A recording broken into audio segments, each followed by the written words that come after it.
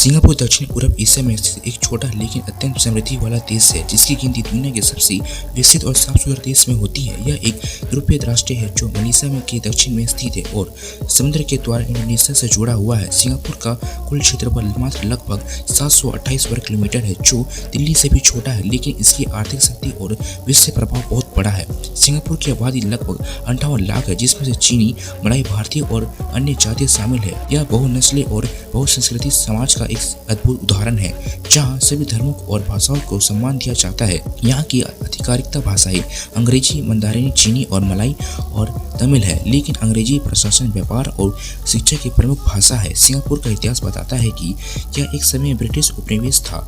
1965 में मलेशिया में से अलग होकर एक स्वतंत्र गणराज्य बना। उस समय इसकी स्थिति अत्यंत दयनीय थी, लेकिन महान नेता ली कुआन यू के नेतृत्व में यह देश कुछ ही दशकों में एक गरीब दुनिया की उत्पत्ति देश अर्थव्यवस्था में बदल गया। सिंगापुर को एशियाई टाइगर कहा जाता है और इसकी आर्थिक सफलता की कहानी विश्व भर में एक मॉडल मानी जाती है।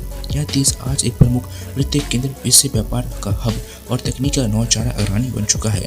यहाँ की सरकार अत्यंत कुशल और भ्रष्टाचार मुक्त और पारदर्शी मानी जाती है, जिसने शिक्षा, स्वास्थ्य, परिवहन और कानून व्यवस्था को सर्वोच्च प्राथमिकता दी है। सिंगापुर की चांगी हवाई अड्डा दुनिया का सबसे अच्छा हवाई अड्डा माना जाता है और इसकी एयरलाइंस सिंगापुर एयरलाइंस को बार-बार विश्व की सर्वश्रेष्ठ एयरलाइंस में स्थान मिला है। यहाँ का मरियाना बे सैंड होटल और Garden by the Bay, Sentosa island, Universal Studio जैसे पर्यटन स्थल पूरी दुनिया के लोगों को आकर्षण करते हैं। इसके अलावा सिंगापुर को फाइन सिटी भी कहा जाता है, क्योंकि यहाँ बहुत सख्त नियम है और सार्वजनिक स्थानों पर गंदगी करना, च्युइंगम गम थूकने, ट्रैफिक नियम तोड़ने या किसी सार्वजनिक स्थान पर शोर मचाने पर भारी जुर्माना लगता है। यही वजह है कि यह देश दुनिया के सबसे स्वच्छ और व्यवस्थित शहरों में शामिल है। सिंगापुर में शिक्षा को सर्वोच्च महत्व दिया जाता है और इसकी यूनिवर्सिटी जैसे नेशनल यूनिवर्सिटी ऑफ सिंगापुर विश्व की शीर्ष शिक्षण संस्थानों में शामिल है। इसके अलावा यहाँ का स्वास्थ्य सेवा तंत्र इतना उत्कृष्ट है कि चिकित्सा पर्यटन के लिए दुनिया भर के लोग यहाँ आते हैं। सिंगापुर की अर्थव्यवस्था विधि क्षेत्र पर आधारित है, जैसे वित्तीय, निर्माण, तकनीकी, पर्यटन और बायोटेक्नोलॉजी। यहाँ प्रति व्यक्ति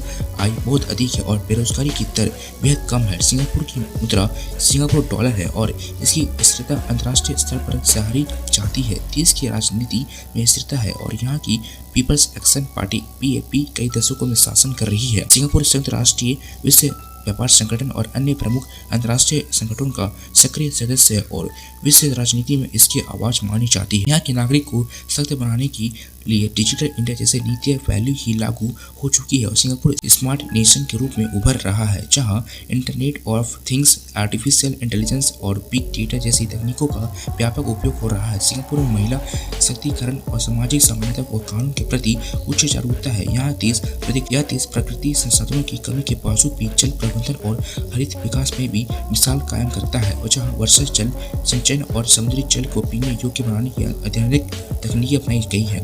यहाँ का ट्रांसपोर्ट सिस्टम जैसी और समस्या है कि निजी वाहन की आवश्यकता ही नहीं महसूस होती है। सिंगापुर में ग्रीन बिल्डिंग्स, ऊर्जा कुशल टेक्नोलॉजी और हरित स्थानों को योजना बहुत बनाती है। योजना बहुत ही संयोजित ढंग से की जाती है, जिसमें पर्यावरण और तकनीक का संतुलन बना रहता है। सिंगापुर में अपराध दर बेहद कम है और यह देश महिलाओं और बच्चों के लिए अत्यंत सुरक्षित माना जाता है। यह देश संस्कृति रूप में से भी स्मृति है, जहाँ चाइनीज टाउन, लिटिल इंडिया और मले हेरिटेज सेंटर जैसे इलाके पारंपरिक संस्कृति और संरक्षित और पारदर्शी करते हैं।